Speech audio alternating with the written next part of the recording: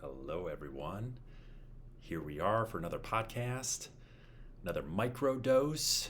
These episodes are going to be a little bit shorter than the typical hour that I was doing before when I was having guests. This is going to be, again, a mini dose or micro dose about sleep. That is something that has been optimization and fixing sleep are, if you would have asked me 5 years ago, I would have had no idea that I would have been given this much time to sleep and that this would be such an important part of my coaching. As the world speeds up, I think we've hit an inflection point with AI. Things are getting really fast. We got this social media problem. Social media is not social at all. It fractures our attention. It's feeding Mark Zuckerberg's $235 billion empire, where he's buying up all of Hawaii as we speak. That's for another episode. The most important aspects of sleep, I'm going to hit the key points here and try to get this into a tight 15 minutes.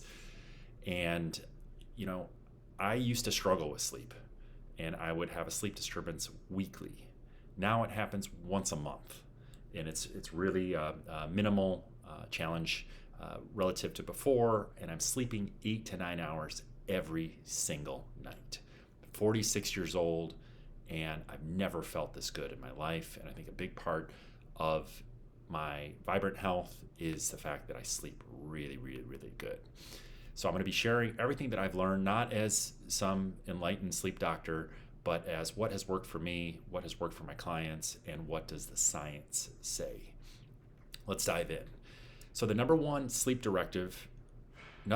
health directive from Dr. Andrew Huberman, the neurobiologist at Stanford, who talks a lot about sleep and optimized health, is getting sunlight the first hour of the day. Getting out, moving our bodies, seeing that low solar angle. All of us have a suprachiasmatic nucleus. It's a cell on top of our head, or a bunch of cells on top of our head. It's the circadian master clock. And when we see the low solar angle, I've had the privilege here of being able to see the sunrise from my balcony. I just moved to Flamingo Point here in Miami Beach, and beautiful orangey orb comes up every morning a little after 7. And I could see that, and that low solar angle, again, it's very orangey, different colors than the yellow, orangey bluey in the morning versus the bright light. So again, the low solar angle is going to send a signal to our suprachiasmatic nucleus saying, hey, it's the morning. Let's muster up these resources, these metabolic functions. Let's boost energy. Let's go. We've got 13, 14, 15 hours to get our work done and to forage for food from an evolutionary standpoint. Of course, this is all happening from an unconscious standpoint. The suprachiasmatic nucleus is sending a signal to every one of our cells saying, hey, let's go. Let's do this. But it's really important that we get that morning sunlight and that we're out there and preferably also get a walk in or get a little bit of movement in. I think that's a great way to start the day. And the next strategy is kind of hot off the press. It came out in 2024, and I just now kind of grasped it. And I wondered why my Whoop device, which is highly recommended, the wearables, the Whoop or the Oura Ring for sleep, and it tracks deep sleep, REM sleep, HRV, our readiness of our nervous system. But having the regularity count so much for our sleep score, that was something new this last year. And I remember being docked many of points from my sleep score, and I wondered what was happening. There was a study in 2024 that showed that sleep regularity it's my understanding, is the most potent longevity lever that we can pull.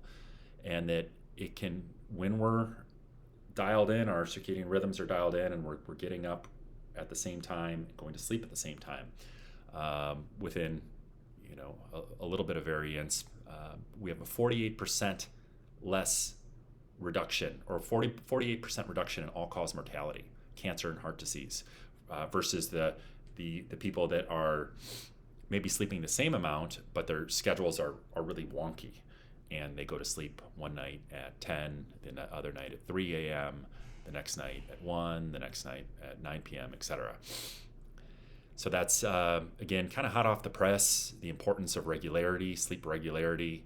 I listened to Dr. Matthew Walker, world-renowned sleep specialist, the neuroscientist, I believe he's at UC Berkeley, who wrote the book Why We Sleep. I listened to him recently on a podcast where he was going on and on about that and that new development. So that's something that I'm going to be keeping a very close eye on in 2026, and because it's something I haven't really been too concerned about. Yeah, I get my 8 to 9 hours, and I'm pretty regular. But at the same time, I'll stay out late here and there, or get up early or later from time to time.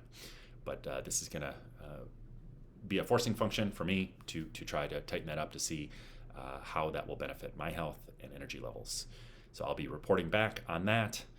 It's really important that we have darkness in our rooms, and blackout curtains, maybe eye shades. Even more important than that is when we're factoring in light in the second half of the day. We want to get as much light in the first half of the day as possible, but then once the sun sets, we want to start to be mindful of screen time. And I believe that this is crushing our sleep, and this is masquerading as mental health challenges, ADHD, depression, anxiety, when we are just getting our circadian rhythms crushed by our phones, smartphones, computers, like I'm recording here, and even watching TV. These screens emit blue light. The blue light, again, sends a signal to our suprachiasmatic nucleus, or our suprachiasmatic nucleus sees the blue light and says, hey, the sun is out. If the sun is out, why would we produce natural melatonin endogenously? So we stop the natural flow of melatonin, and thus we wake up at 1 o'clock or 2 o'clock in the morning. We have a sleep disturbance. And those sleep disturbances are very, very problematic.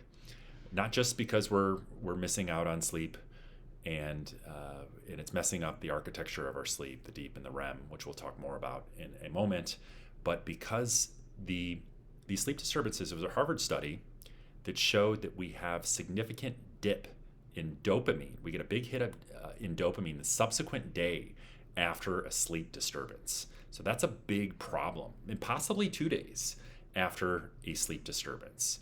So when you feel sluggish the next day and you didn't get a great night of sleep, there's a reason why.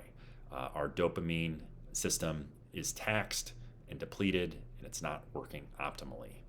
And dopamine is less the molecule of pleasure and reward. The neuroscience community has shifted the frame on that with cutting-edge neuroscience the last 5 to 10 years.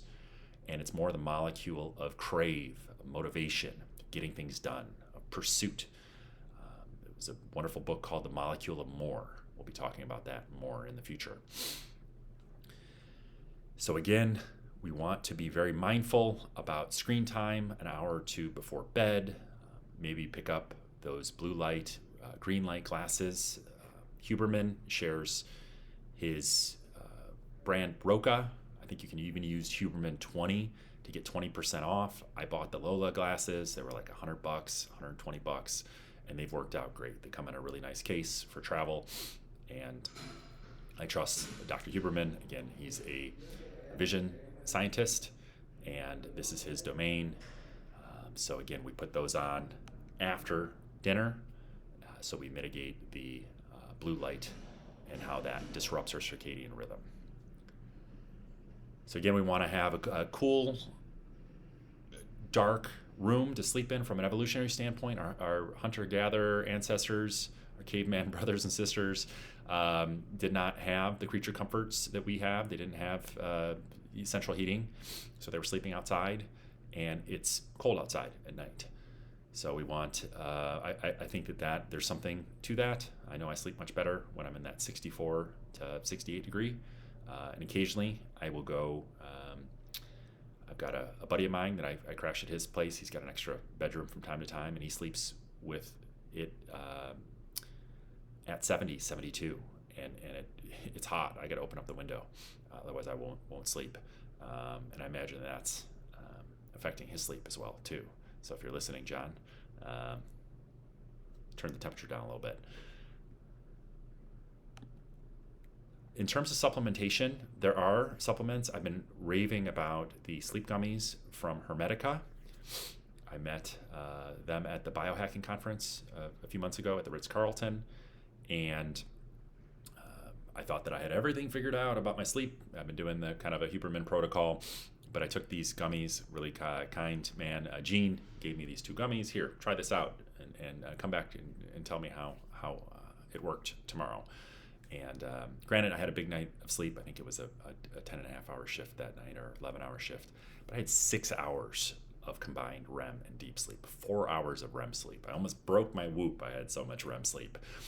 So that's been something that I've been taking since, and I've seen about a 30% or a 30-minute increase in REM sleep, and a little bit of an uptick in deep sleep as well. So that might be something to cycle in and out from time to time. And yeah, I've really enjoyed having that.